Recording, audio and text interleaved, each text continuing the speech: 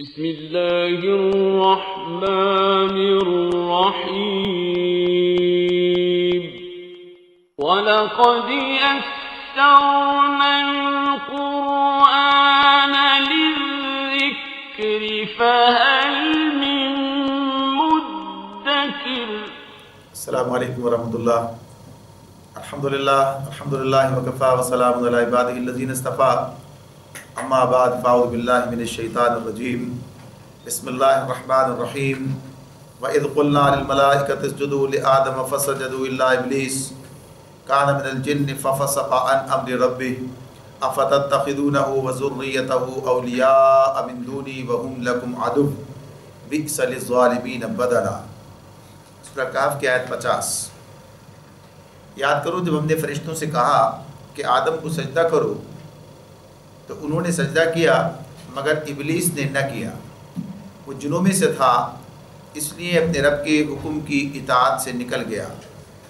اب کیا تم مجھے چھوڑ کر اس کو اور اس کی ذریت کو اپنا سرپرست بناتے ہو، حالانکہ وہ تمہارے دشمن ہیں۔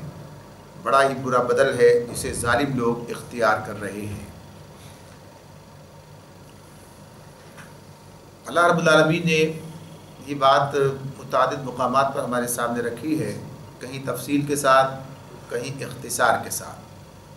کہ آدم علیہ السلام کو جب اللہ رب العالمین نے پیدا کیا اور پھر فرشتوں کے سامنے پیش کیا اور پھر ان کی علمی برتری وہاں ان کے سامنے واضح کی، اپنے خلیفہ کی حیثیت سے اللہ تعالیٰ نے انہیں مقرر کیا، خلافت کا منصب ان کے حوالے کیا، یہ سب باتیں فرشتوں کے سامنے رکھی گئی ہیں۔ اس کے مختلف مرحلے جس مرحلے کے حوالے سے بات آتی رہی، تو سورہ بقرہ سے اس کا آغاز ہوا اور ابھی سورہ کہف میں ہم ہیں، اور اس مقام پر بھی اللہ رب العالمین نے بڑے اجمال کے ساتھ صرف اتنی بات بتائی کہ ہم نے فرشتوں سے کہا کہ آدم کو سجدہ کرو تو انہوں نے سجدہ کیا مگر ابلیس نے سجدہ نہیں کیا۔ اب اس ابلیس کے سجدہ نہ کرنے کی جو وجوہات ہیں وہ قرآن مجید میں دوسرے مقامات پر بڑی وضاحت کے ساتھ بیان کی گئی ہیں۔ یہاں پر صرف اتنی بات اللہ نے بتا دی، سامنے رکھ دی ہے کہ یہ ابلیس پہلے دن سے تمہارا دشمن ہے، یعنی آدم کا اور آدم کی ذریت کا دشمن ہے، اور لہذا اس دشمن کے تم جال میں پھنس کر خود اپنی عاقبت برباد کر رہے ہو، اپنی دنیا خراب کر رہے ہو۔ تو اس اعتبار سے اللہ رب العالمین یہ بات یہاں سامنے رکھتے ہیں۔ پھر اسی میں ایک بات وضاحت یہ بھی سامنے آ گئی ہے کہ ابلیس جو ہے یہ جنوں میں سے تھا، فرشتوں میں سے نہیں تھا، اور اسی لیے اللہ تعالیٰ نے فرما دیا کہ وہ اپنے رب کے حکم کی اطاعت سے نکل گیا، یعنی اس کے لیے یہ اطاعت سے باہر نکل جانا ممکن ہوا، اس لیے کہ فرشتے جو ہیں وہ تو فطرتاً مطیع فرمان ہیں۔ اللہ رب العالمین نے انہیں اسی طرح سے بنایا ہے کہ لا یعصون اللہ ما امرہم ویفعلون ما یؤمرون۔ ان کا معاملہ یہی ہے کہ اللہ جو بھی حکم دے وہ اس کی نافرمانی نہیں کرتے، اور وہی کرتے ہیں جو ان کو حکم دیا جاتا ہے۔ یہ ان کے بارے میں بات تھی۔ اور یہ جو شیطان کا معاملہ ہے، ظاہر سی بات اس نے سرکشی کی، تکبر کیا، استکبار کیا، انکار کیا، تو یہ اسی بنیاد پر ہوا کہ اللہ تعالیٰ نے جنوں کو بھی یہ گویا کہیے کہ اختیار دے رکھا ہے کہ چاہیں تو بات کو مانیں، چاہیں تو معصیت کے راستے پر بھی جا سکتے ہیں۔ اب اس کا جو انجام ہوگا وہ بات کی بات ہے، لیکن یہ آزمائش کے حوالے سے انہیں بھی یہ اختیار انسانوں کی طرح دے دیا گیا ہے۔ اس طرح انسانوں کے پاس اختیار ہے اطاعت کرنے کا بھی اور معصیت کے راستے پر چلے جانے کا بھی۔ اللہ رب العالمین کی اطاعت کریں یا نافرمانی کی طرف بھی جا سکتے ہیں، اس کا بھی اللہ نے انہیں وہ کہیے کہ اس وقت چھوٹ دے رکھی ہے۔ تو اس اعتبار سے شیطان جو ہے، جس کا نام ابلیس یہاں پر بتایا جا رہا ہے، کہ یہ اس نے جو ہے اللہ رب العالمین کے حکم کی نافرمانی کی، اور یہ نافرمانی ممکن اسی وجہ سے رہی کہ یہ فرشتوں میں سے نہیں بلکہ جنوں میں سے تھا۔ جیسا کہ بعض لوگوں کے آج یہ بات، اب بھی بعض لوگ جو ہے اس غلط فہمی مبتلا ہے کہ شاید یہ جو ہے فرشتہ تھا، فرشتوں کا بھی استاد تھا، معلم الملکوت تک اس کو کہہ دیا گیا، لوگوں نے کہا۔ تو ایسا کوئی معاملہ نہیں ہے، بلکہ یہ جن ہے، اور اللہ رب العالمین نے اس کے بارے میں واضح طور پر یہ بات بتائی ہے۔ یہ تفصیل بھی مختلف مقامات پر سامنے آ جاتی ہے کہ جب اللہ نے فرشتوں کو حکم دیا تھا سجدہ کرنے کا، تو پھر یہ تو جن تھا، یہ کہاں سے اس کا مخاطب ہو گیا؟ تو اس سے یہ بات پتہ چل جاتی ہے کہ اللہ رب العالمین نے نہ صرف فرشتوں کو اس کے اطاعت کا یعنی یہ حکم دیا تھا، بلکہ ان کے زیر انتظام جو مخلوقات ارضی ہیں ان سب کو بھی انسان کا مطیع فرمان بنایا جا رہا تھا۔ تو اس اعتبار سے گویا کہ یہ کہ اللہ رب العالمین نے یہ حکم سب کے لیے دیا تھا کہ یہ سب مخلوقات بھی سربسجود ہوں، تو یہ ساری کی ساری سربسجود ہوئی، یعنی اس میں یہ بات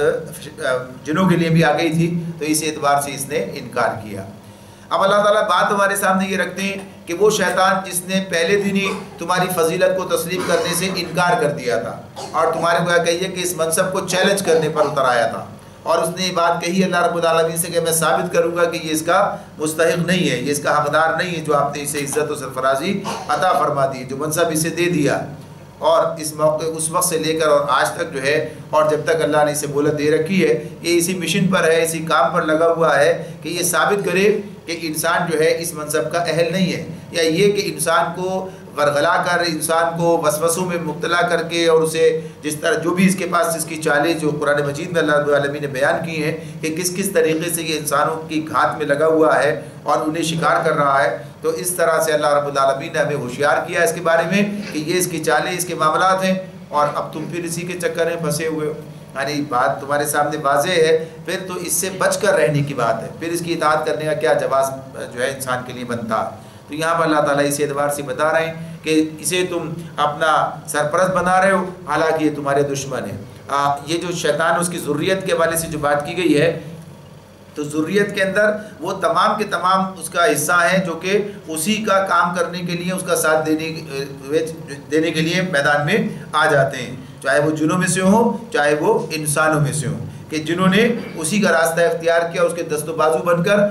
دنیا کے اندر فسق و فجور کو پھیلانے کے اندر اس کے ممد و معاون بن گئے، تو اس اعتبار سے وہ اسی کی ذریت میں چلے جاتے ہیں۔ بعض لوگوں نے اس پر صلبی ذریت کی بات بھی کی، یعنی اس کی صلب سے، اور اس میں ایک حدیث کو پیش کیا گیا ہے کہ جس میں نبی صلی اللہ علیہ وسلم نے یہ بات ارشاد فرمائی ہے کہ بازاروں میں جانے اس کی، یعنی اس میں پرہیز کرنے یا اس سے کم معاونت کی بات کی کہ شیطان وہاں انڈے بچے دیتا ہے۔ تو اب یہ انڈے بچے سے مراد گویا کہیے کہ یہ مراد ہے، یا یہ کہ اس انداز سے کہ شیطانی حربے اور شیطانی ہتھ کنڈے وہاں پر زیادہ موجود ہوتے ہیں، انسان کے گمراہ ہونے کا وہاں پر زیادہ جو ہے یہ کہ سب اسباب موجود ہوتے ہیں، اور وہ اللہ کے ذکر سے انسان کو غافل کرنے کا مقام بھی ہے۔ تو اس طرح سے یہ بات جو ہے اس حوالے سے بیان کی گئی ہے۔ تو غرض یہ کہ دونوں میں سے جو بات بھی ہے بتایا یہ جا رہا ہے کہ جو شیطان ہے، یا جو شیطان کا ہرکارا ہے، یا جو شیطان کے راستے پر بلا رہا ہے، وہ تمہاری دوستی کا مستحق نہیں ہے، تمہیں اس کی اطاعت نہیں کرنی ہے، یہ تمہارے دشمن ہیں۔ بڑا ہی برا بدل ہے جو یہ لوگ جو یہ ظالم لوگ اختیار کر رہے ہیں، یعنی اللہ کو چھوڑ کر شیطان کی سرپرستی اختیار کر رہے ہیں۔ ما اشهدتهم خلق السماوات والارض ولا خلق انفسهم وما كنت متخذ المضلين عضدا، میں نے آسمان و زمین کو پیدا کرتے وقت ان کو نہیں بلایا تھا، اور نہ خود ان کی اپنی تخلیق میں انہیں شریک کیا تھا۔ میرا یہ کام نہیں ہے کہ گمراہ کرنے والوں کو اپنا مددگار بناؤں۔ یہ بات جو اس میں اللہ تعالیٰ بیان کر رہے ہیں، یہ بھی پچھلی باتوں کا گویا کہ یہ آگے اعادہ ہے، دوبارہ دہرائی جا رہی ہیں کہ ایک اللہ کے سوا کوئی تخلیق کرنے والا نہیں ہے، سارے کے سارے مخلوق ہیں، بس ایک اللہ ہی خالق ہے۔ تو ایک بات تو یہ ہے۔ دوسری بات اللہ تعالیٰ یہاں یہ بتا رہے ہیں کہ جو کچھ میں نے تخلیق کیا ہے اس کی مددگاری کے لیے میں نے ان کو اپنے ساتھ شریک نہیں کیا، ان کو نہیں بلایا، مجھے کوئی ضرورت نہیں ہے، بلکہ بات تو یہ کہ یہ خود مخلوق ہیں، یہ تو خود پیدا کیے گئے ہیں، ان کا یہ کیا تخلیق کے اندر کسی قسم کی مدد کر سکتے ہیں۔ تو اس اعتبار سے یہ بات بتا دی گئی کہ جس کا تخلیق میں کوئی حصہ نہیں ہے تو وہ گویا کہ یہ کہ معبود بنائے جانے کے لائق نہیں ہے۔ معبود صرف ایک ہی ہے، اور وہی اللہ ہے جس نے سارے خلقت کو تخلیق کیا ہے۔ وَيَوْمَ يَقُولُ نَادُوا شُرَكَائِيَ الَّذِينَ زَعَمْتُمْ فَدَعَوْهُمْ فَلَمْ يَسْتَجِيبُوا لَهُمْ وَجَعَلْنَا بَيْنَهُمْ مَوْبِقًا، پھر کیا کریں گے یہ لوگ اس روز جب کہ ان کا رب ان سے کہے گا کہ پکارو اب ان ہستیوں کو جنہیں تم میرا شریک سمجھ بیٹھے تھے۔ یہ بات جو ہے اللہ رب العالمین سے بتاتے ہیں، یہ ان کو پکاریں گے مگر وہ ان کی مدد کو نہ آئیں گے، اور ہم ان کے درمیان ایک ہی ہلاکت کا گڑھا مشترک کر دیں گے۔ یعنی یہ سارے کے سارے مجرم جو ہیں ایک ہی، یعنی جہنم تو ایک ہی ہے، اور اس کے ساتھ گویا کہیے کہ ایک ساتھ ہی اس کے اندر داخل کر دیے جائیں گے، ایک ہی جیسا انجام یہ دیکھ رہے ہوں گے۔ اب یہاں پر جو غور کرنے کی بات ہے، خاص بات اس میں ہمارے سامنے آ رہی ہے، اللہ تعالیٰ فرما رہے ہیں وَيَوْمَ يَقُولُ نَادُوا شُرَكَائِيَ الَّذِينَ زَعَمْتُمْ فَدَعَوْهُمْ فَلَمْ يَسْتَجِيبُوا لَهُمْ، یہ جب پکاریں گے، ان کا رب ان سے کہے گا کہ پکارو اب ان ہستیوں کو جنہیں تم میرا شریک سمجھ بیٹھے تھے، تو یہ جو شریک سمجھ بیٹھنے کی بات کن لوگوں کے لیے ہو رہی ہے؟ وہی جن کا ذکر پیچھے ہو رہا ہے کہ جن کی اطاعت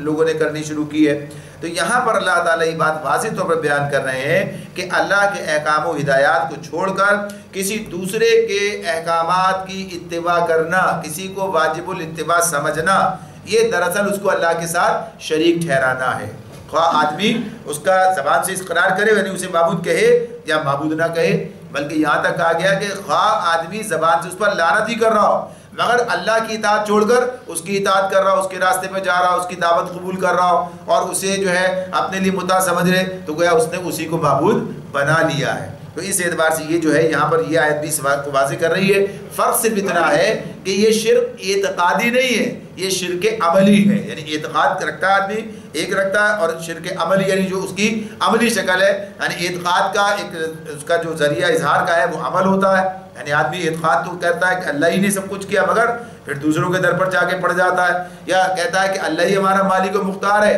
لیکن باتیں دوسروں کی مانتا ہے، انہیں وہ حق دے دیتا ہے کہ وہ اس کے لیے نظام زندگی بنائیں اور اس نظام زندگی پر وہ چلے اور انہی کی اطاعت و فرما برداری کرے، اور جس نے اسے پیدا کیا، تخلیق کیا، اسے پالا، یعنی آج تک پال رہا ہے، یعنی رب العالمین،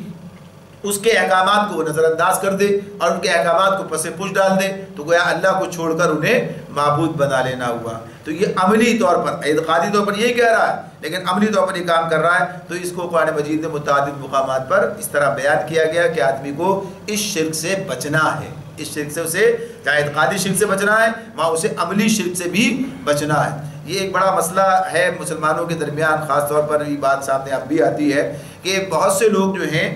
شرک، اعتقادی شرک کے بارے میں بہت زیادہ یہ حساس ہوتے ہیں اور اس معاملے میں بڑی کوشش کرتے ہیں، لیکن عملی شرک جو ہے اس معاملے میں اسی کے اندر پڑے ہوئے ہوتے ہیں، ڈوبے ہوئے ہوتے ہیں، گلے تک تسلیم کرتے ہیں کہ بھائی انہی کو حق ہے، انہی کا اختیار ہے، جو چاہے کریں، جیسے چاہے کریں، اور ہمیں تو بہرحال بس اطاعت ہی کرنی ہے، ان کی کرتے چلے جائیں گے۔ ہاں بس سر جھکانے کے لیے اور مسجد میں جا کر جھکانا ہے تو اللہ کے لیے، یہ حاجت روا سمجھنا زبان سے اور دل سے اعتقاد سے دعائیں مانگنے کے حوالے سے وہ یہی ہے، لیکن کسی کے در کی گدائی کرنا اور کسی کے ساتھ اس ذلت آمیز شرائط قبول کر کے اور اس کی بات ماننا صرف اس لیے کہ روزی روٹی بند نہ ہو جائے، تو کہیے کہ عملاً جو صورتحال ہے وہ اس طرح سے سامنے آ رہی ہوتی ہے۔ تو یہ اعتقادی شرک کے ساتھ ساتھ عملی شرک سے بھی اجتناب کرنے کی بات ہے۔ تو اللہ تعالیٰ یہاں کہتے ہیں کہ جو یہ عملی شرک کر رہے تھے انہیں بھی اللہ تعالیٰ جہنم میں انہیں داخل کر دیں گے اور ہلاکت کا گڑھا ان کے لیے مشترک کر دیں گے۔ وَرَأَى الْمُجْرِمُونَ النَّارَ فَظَنُّوا أَنَّهُمْ مُوَاقِعُوهَا وَلَمْ يَجِدُوا عَنْهَا مَصْرِفًا۔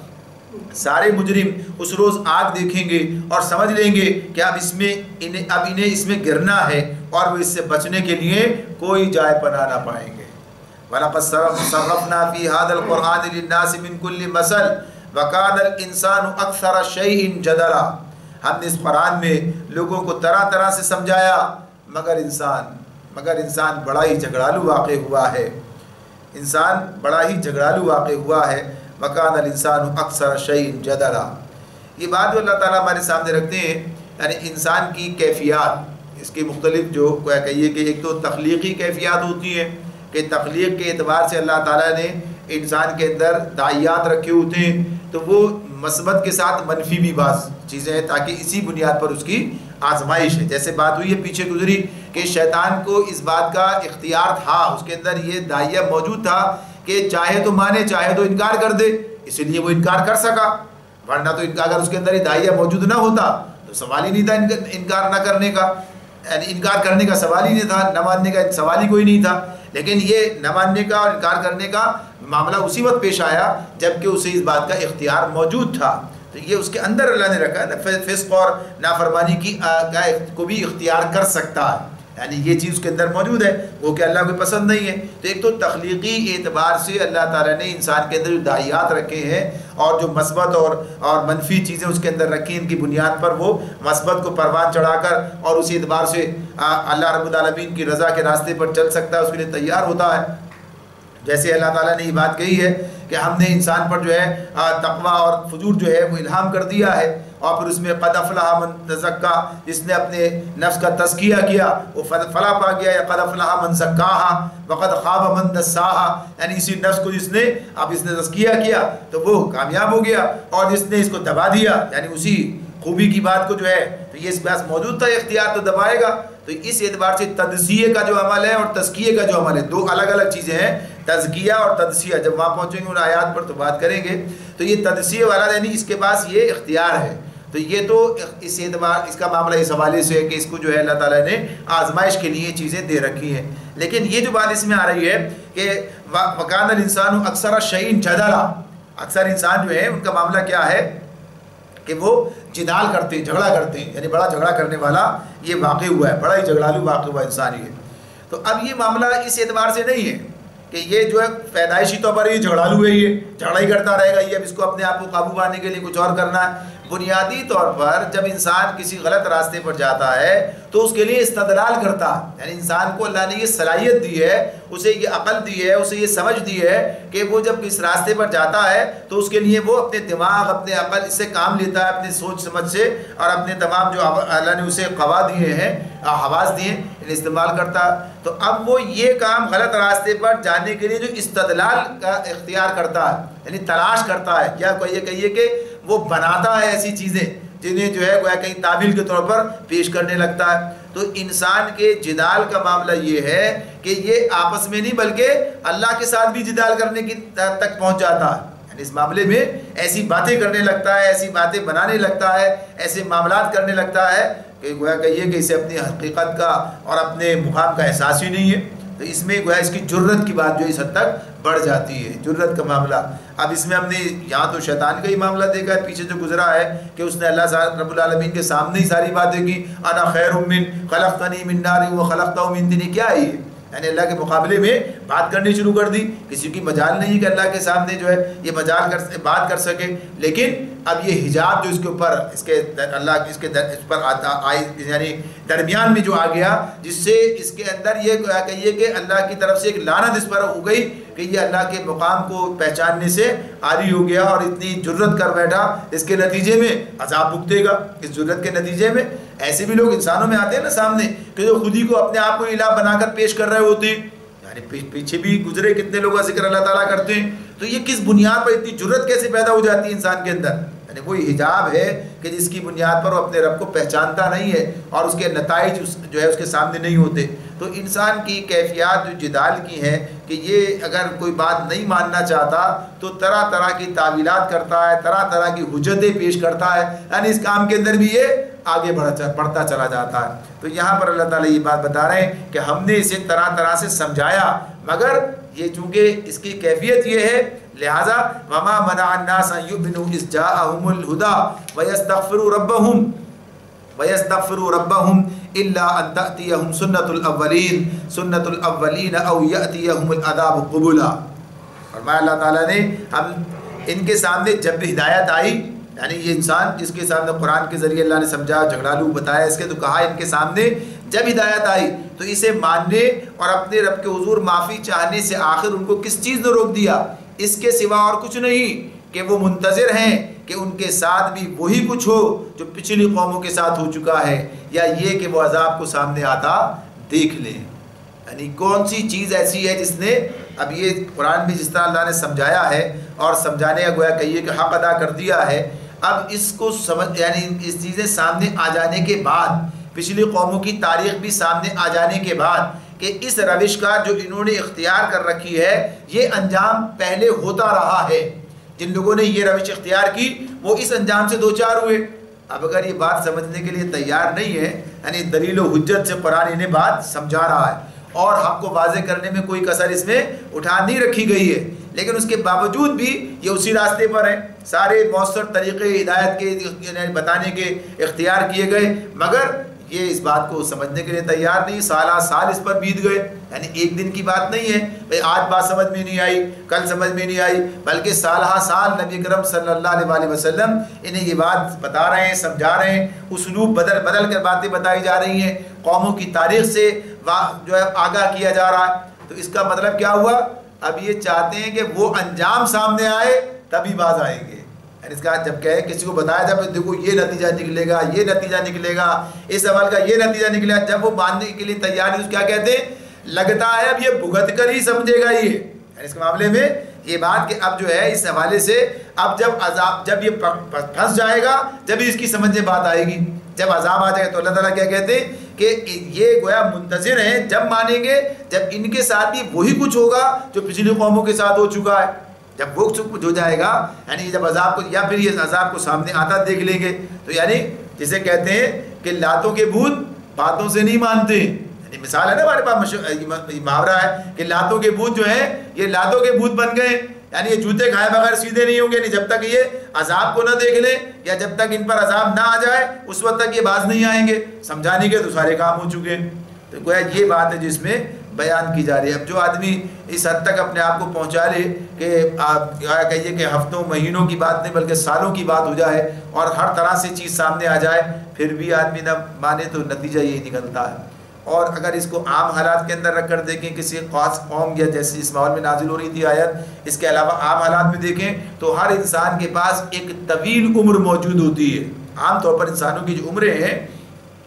تو طویل عمر موجود ہوتی ہے جس کے اندر مختلف مرحلے آتے ہیں، یعنی بچپنا بھی ہے اس کے اندر، لڑکپن بھی ہے اس کے اندر، چلو یہ تو کھیل کود کا زمانہ نکل گیا، یہ ابھی آدمی کا گویا کہیے کہ شعور کی پختگی کا زمانہ نہیں ہے، پھر اس کے بعد بلوغت ہے، اس کے بعد پھر انسان کے اندر کہیے عقل سمجھ پیدا ہوتی ہے، چیزوں کو سمجھنا شروع کرتا ہے، اس کا شعور پختہ ہوتا ہے، اس کے بعد جوانی سے گزرتا ہے، جوانی سے گزر کر آدھیڑ عمری میں چلا جاتا ہے، بڑھاپے میں چلا جاتا ہے، سارے یہ مراحل اس کی زندگی میں آتے ہیں اور اس کی زندگی کے اندر مختلف چیزوں کے معاملات جو ہے تبدیل بھی ہوتے ہیں، لیکن اگر وہ یہی بات نہیں سمجھتا اتنے عرصے کے اندر بھی تو پھر نتیجہ کیا نکلے گا؟ کیا کہیں گے اب تو یہ اس کے بعد ہی سمجھا، اس کا نتیجہ کیا ہے؟ اب یہ جب انجام آئے گا سامنے جب اسے پتہ چلے گا۔ ویسے مختلف زندگی کے مرحلوں کے اندر یہ چیزیں سامنے آتی رہیں، اسی لیے نبی کرم صلی اللہ علیہ وسلم نے بات ارشاد فرمائی ہے مخصوص عمر کے والے سے، یعنی جیسے کہا کہ جسے 60 سال کی عمر کے بارے میں بھی کہا کہ اسے اتنی عمر میسر ہے، حجت تمام ہو گئی، اتنا مہلت مل گئی، اتنا موقع مل گیا کہ سمجھنا چاہتا تو سمجھ سکتا تھا، یعنی اس کے بعد بھی اگر وہ نہیں سمجھا تو پھر اب کون سمجھائے گا اسے؟ تو یہ انسان کی عمر کے والے سے، ورنہ تو یہ جب کہیے کہ جب کسی قوم کے اندر بات آ رہی ہوتی ہے تو اس کے سامنے اس سے زیادہ بڑھ کر چیزیں آتی ہیں سامنے، رسول کی موجودگی کے اندر دعوت کا جو پیمانہ ہوتا ہے اور جو مقام ہوتا ہے وہ عام حالات سے بالکل مختلف ہوتا ہے۔ عام حالات کے اندر تو وہ چیزیں اس طرح نہیں ہوتی جس طرح کہ رسول کی موجودگی میں اور مسلسل ایک عمل جاری رہتا ہے، تو اس طرح ان پر عذاب آ جاتے ہیں۔ باقی لوگوں کے لیے کیا کہ ٹھیک ہے پکڑ ہو جائے گی یا موت آئے گی تو پھر وہاں جا کر معاملہ پتہ چلے گا۔ تو یہ بات اللہ تعالیٰ واضح کر رہے ہیں، تو اس کو سوچنے اور سمجھنے کی بات ہے کہ انسان کب باز آئے گا، آخر کب اسے یہ عقل آئے گی، یہ خود بھی سوچنے کی بات ہے۔ وما نرسل المرسلین الا مبشرین ومنذرین ویجادل الذین کفروا بالباطل لیدحضوا به الحق واتخذوا آیاتی وما انذروا ہزوا۔ رسولوں کو ہم اس کام کے سوا کسی اور غرض کے لیے نہیں بھیجتے کہ وہ بشارت اور تنبیہ کی خدمات انجام دے دیں۔ رسول جو بھیجے ہیں کہ بشارت اور تنبیہ کی خدمات انجام دے دیں، مگر کافروں کا حال یہ ہے کہ وہ باطل کے ہتھیار لے کر حق کو نیچا دکھانے کی کوشش کرتے ہیں۔ انہوں نے میری آیات کو اور ان تنبیہات کو جو انہیں کی گئی تھی مذاق بنا لیا ہے، یہ ان کی کیفیت ہے۔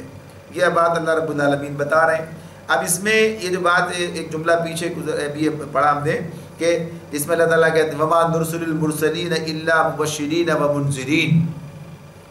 کہ رسولوں کو ہم جو بھیجتے ہیں تو اس مقصد کے لیے کہ بشارت اور تنبیہ کی خدمات انجام دیں۔ ایک مطلب تو اس کا یہ ہے جو اس طرح سامنے ہے، یعنی ایک عام فہم انداز کے اندر یہ بات ہے کہ ان کا کام یہ ہے کہ لوگوں کو فرمانبرداری کے اچھے نتائج سے آگاہ کریں اور نافرمانی کے برے انجام سے خبردار کریں۔ وہیں دوسری بات اس کا ایک دوسرا مطلب یہ بھی اسی سے نکلتا ہے، اور وہ یہ کہ یہ لوگ جو پیغمبر سے عذاب کا مطالبہ کر رہے ہیں، لاؤ عذاب کہاں ہے جس سے ڈراتے ہو، جس سے تم ڈرا رہے ہو ہمیں، یعنی ان کا معاملہ اسی اعتبار سے ڈرا رہے ہو تو اس کو سامنے کیوں نہیں لے کر آتے، آ جائیے۔ تو یہ بات اس کا مطلب یہ بھی ہے کہ ان کا کام صرف انذار کرنا، بشارت دینا ہے،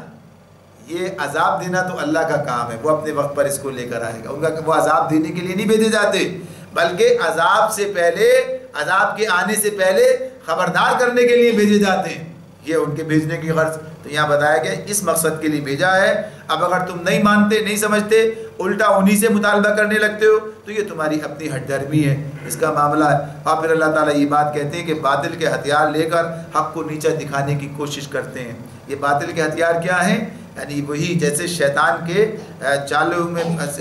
پھنس کر اور کیا کہیے کہ اسی کے مدد سے اور اسی کے تعاون سے وہ حق کو نیچا دکھانے کے لیے ہر اس راستے پر چلے جاتے ہیں جس پر وہ انہیں کھینچ کر لے جاتا ہے۔ اس کے مقابلے میں وہ تمام کام کرتے ہیں جو حق کے راستے میں رکاوٹ جس کے ذریعے سے ڈال سکیں۔ تو ایسی بہت ساری مثالیں ہمارے سامنے آ جائیں گی کہ مشرکین مکہ ہی نے نبی اکرم صلی اللہ علیہ وسلم کی دعوت کو روکنے کے لیے یا اسے نقصان پہنچانے کے لیے یا لوگوں کو اس کی طرف آنے سے روکنے کے لیے جو حربے اختیار کی ہیں۔ مثال کے طور پر ایک ہی بات سامنے رکھیں کہ نضر بن حارث نے جو کام کیا کہ بھئی یہ لوگ قرآن کی طرف جا رہے ہیں اور قرآن کا اسلوب ایسا ہے اور اس کے اندر کچھ واقعات بھی ہیں اور اس کے اندر یہ چیزیں بھی ہیں، تو چلو روم اور فارس سے جا کر جو ہے یہ اپنے جو ماں کے قصے لے کر آئیں، کہانیاں لے کر آئیں۔ لوگ عام طور پر کہانیوں اور قصوں کے اندر جو ہے دلچسپی لیتے ہیں، اس کے اندر لگ جائیں گے، ہم ایسی چیزوں میں انہیں لگا دیتے ہیں، ایسی چیزوں کے اندر اور موسیقی کے اندر اور یہاں تک اس کا معاملہ تھا کہ جب اسے پتہ چلتا کہ کوئی آدمی جو ہے نبی اکرم صلی اللہ علیہ وسلم کی طرف توجہ دینے لگا ہے، یعنی آپ کی بات سننے لگا ہے، تو اپنی لونڈی جو گانے بجانے کے لیے مقرر اس کو مسلط کر جا اس کے پیچھے لگا اور اس کو اس طریقے سے اس راستے پہ جانے سے روک۔ تو باطل کے ہتھیار ہیں سارے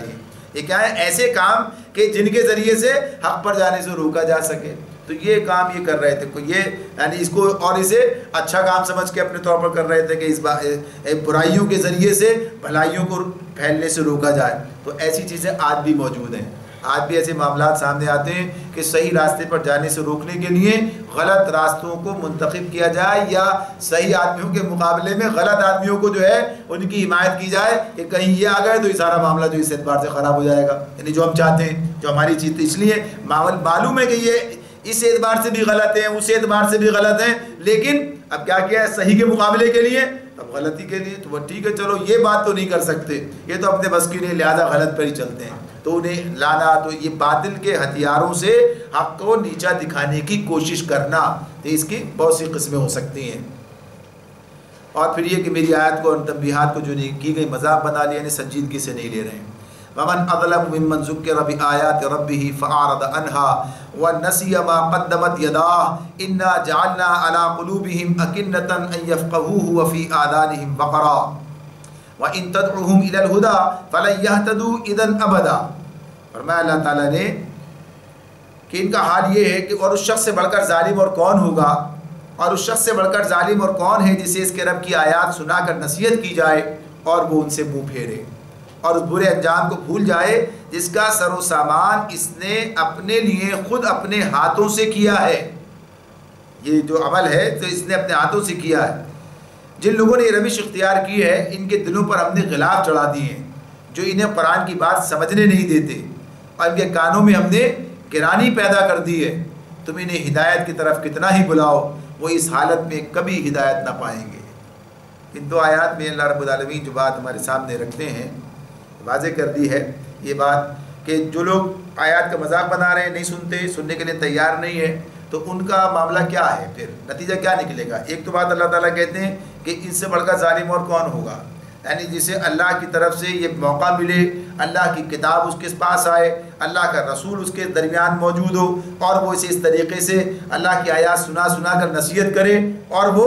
اس سے منہ پھیر جائے، یعنی کتنے ظلم کی بات ہے، کتنا اس کے لیے اللہ نے یہ سارا اہتمام کیا اور کتنے مشقت رسول اٹھا رہے ہیں، سارے معاملات ہیں۔ تو ایسا آدمی اس لائق نہیں، جیسے کہتے ہیں نا یہ اس لائق نہیں ہے، ہم کہتے ہیں نا بعض اوقات کسی بھی قوم کے بارے میں یہ قوم اس لائق ہی نہیں ہے کہ اسے یہ نعمت مل جائے، اسلام کی نعمت مل جائے، یہ چیزیں مل جائیں۔ بعض اوقات ایسا ہوتا ہے کسی کو کچھ معاملات پر ایک آدھ کہہ چاہتا ہے آدمی، تو بنیادی طور پر یہاں تو معاملہ براہ راست رسول کا موجود ہے اور اللہ کی کتاب کا موجود ہے، تو اس سے بڑا ظلم اور کوئی نہیں ہے کہ اس کو جو ہے اس کے ساتھ یہ رویہ اختیار کیا جائے جو انہوں نے اختیار کر رکھا تھا۔ تو اللہ تعالیٰ فرما رہے ہیں کہ اب ان کا معاملہ یہ ہے کہ یہ اپنے برے انجام کو بھول گئے ہیں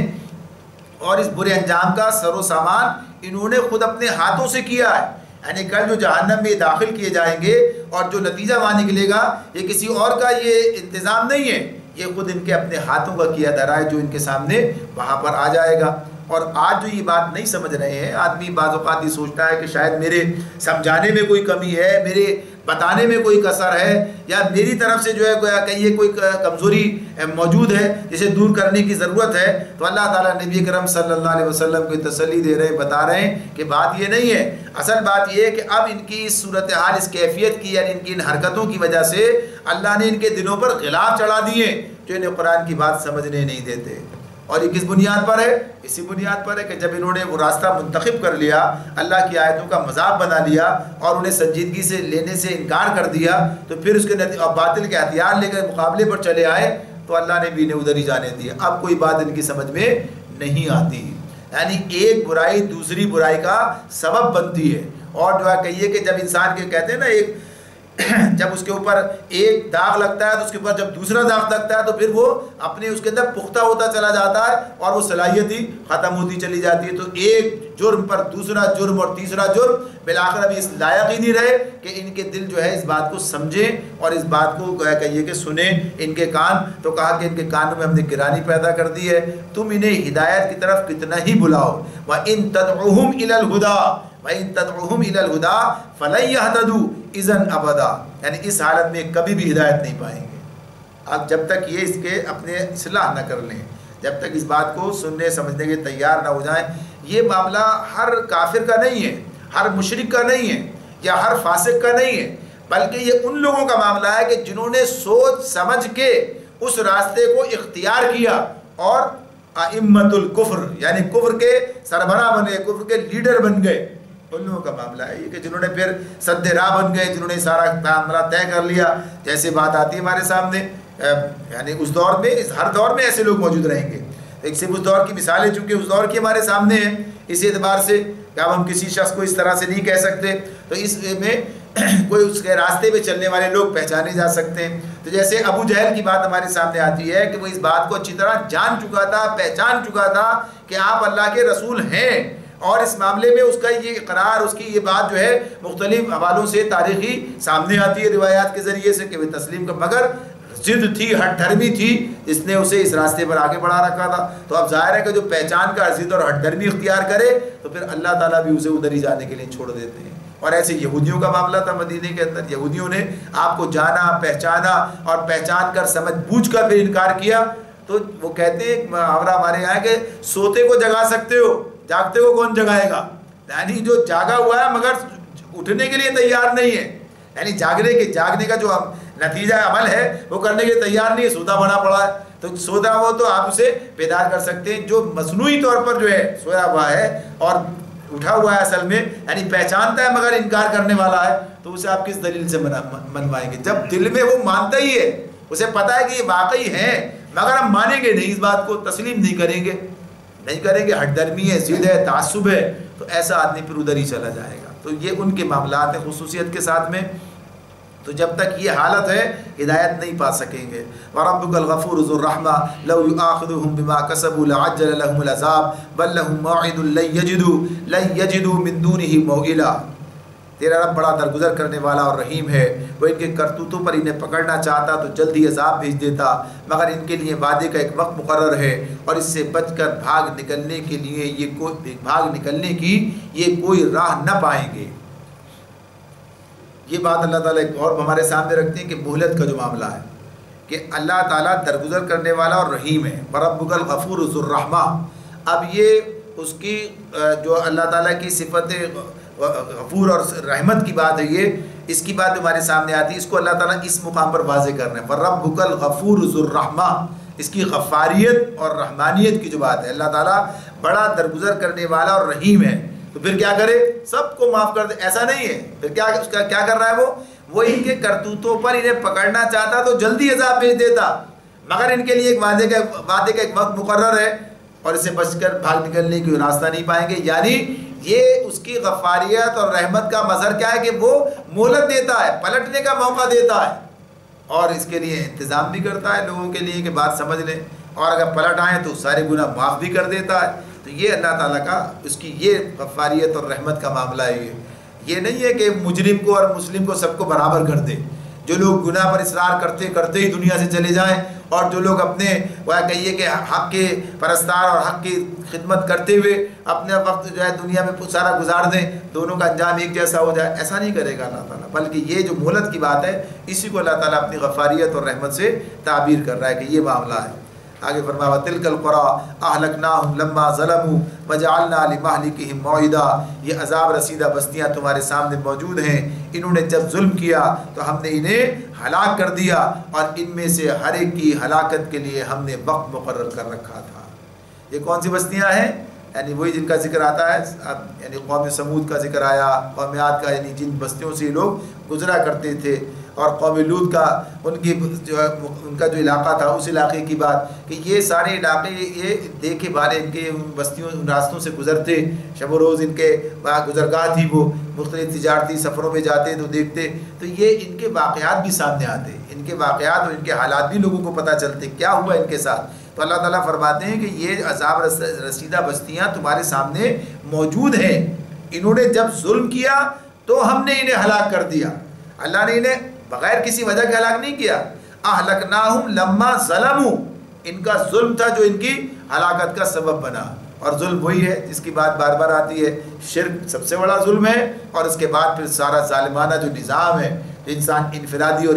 اجتماعی طور پر اختیار کرتا ہے، اس کے نتیجے میں شرک کے نتیجے میں آگے بڑھتا ہے، تو یہ اس کا نتیجہ ہے کہ اللہ نے پھر انہیں ہلاک کر دیا، اور فرما دیا ہم نے ان میں سے ہر ایک کی ہلاکت کے لیے ہم نے وقت مقرر کر رکھا تھا۔ اس وقت سے کیا مراد ہے؟ یہ بات بھی پیچھے آ چکی ہے کہ قوموں کے لیے ہلاکت کا جو معاملہ ہوتا ہے وہ ان کا اخلاقی پیمانہ ہے، ان کے بگاڑ کی کوئی حد ہے جس کو اللہ تعالیٰ اس کے بعد جو ہے پھر انہیں پکڑتا اور انہیں ختم کر دیتا ہے، اس کو پھر مہلت نہیں دیتا ہے۔ یہ پیمانہ وقت جو مقرر ہے یہ ماہوں سال کے پیمانے سے نہیں ہے کہ کسی قوم کو ہر حال میں اتنا عرصہ ملے گا، یا کسی قوم کو اب کیسی اچھی کیوں نہ ہو اتنے وقت میں ختم کر دیا جائے گا، بلکہ معاملہ یہی ہے کہ خاص حد تک اللہ انہیں مہلت دیتا ہے، جب ان کا پیمانہ بھر جاتا ہے، جب ریز ہو جاتا ہے، جب اس حد کو کراس کر جاتے ہیں تو پھر اللہ کا عذاب آ جاتا ہے۔ یہ سب کے ساری انہیں پیچھے اللہ نے جو بتائیں ساری چیزیں واقعات سنائے تو اس میں یہ بات پتہ چل رہی ہوتی ہے۔ تو یہ سب باتیں اس لیے ہیں کہ لوگ ان سے سبق سیکھیں